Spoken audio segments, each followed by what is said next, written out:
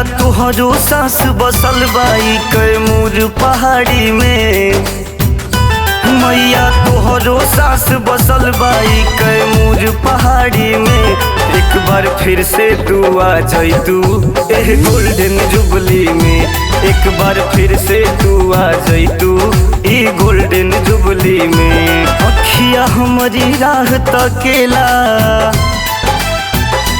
अखिया हमारी राह तकेला कर्मों के संग्राम भिड़ंत में। एक बार फिर से तू आ जैतू ई गोल्डन जुबली में। एक बार फिर से तू आ जैतू ई गोल्डन जुबली में।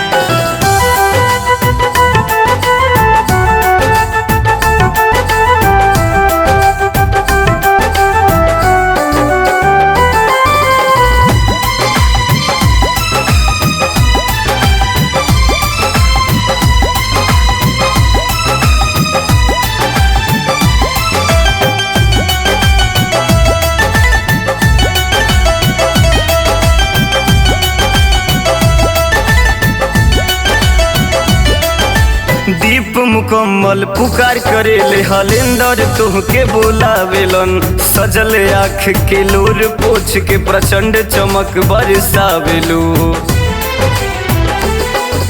शांति प्रकाश की राह दिखा के जीवन सुखमय बनावेलू। जीवन पथी कठिन परीक्षा तू ही मार्ग दिखावेलू। मैया तोहरो सांस बसल बाई कैमूर पहाड़ी में। मैया तोहरो सांस बसल बाई कैमूर पहाड़ी में।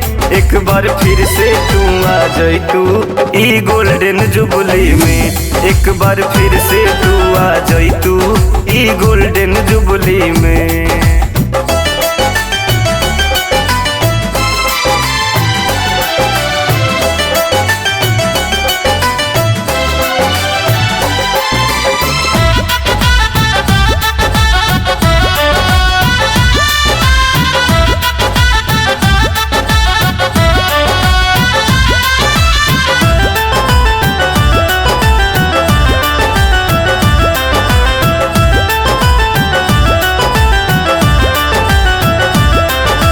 नवहन के भरोसा तुहसे युग विश्वास बढ़ावेलू। हम बदलेंगे युग बदलेगा ई विश्वास दिलावेलू। काया कल्प तू आज बदल दई मानव जीवन के। कर द नैया पार मोरी काहे संघर्ष करावेलू। हो मैया तोहरो सांस बसल बाई कैमूर पहाड़ी में।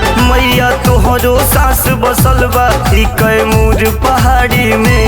एक बार फिर से तू आ जैतू ई गोल्डन जुबली में। एक बार फिर से तू आ जैतू ई गोल्डन जुबली में।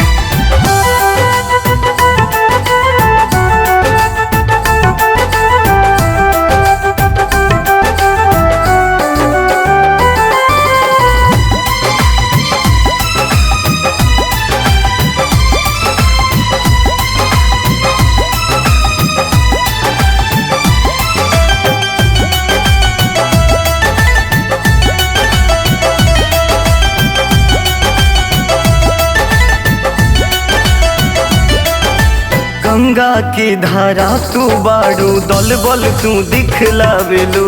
माई बाप बंधु सखा तू मोर भगवान कहावेलू।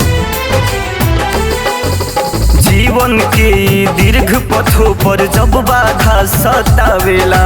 पग पग तुहके याद करीला जीवन दीप जलाइला। हो मैया तोहरो सांस बसल बाई कैमूर पहाड़ी में। मैया तोहरो सांस बसल बाई कैमूर पहाड़ी में। एक बार फिर से तू आ जैतू ई गोल्डन जुबली में। एक बार फिर से तू आ जैतू ई गोल्डन जुबली में।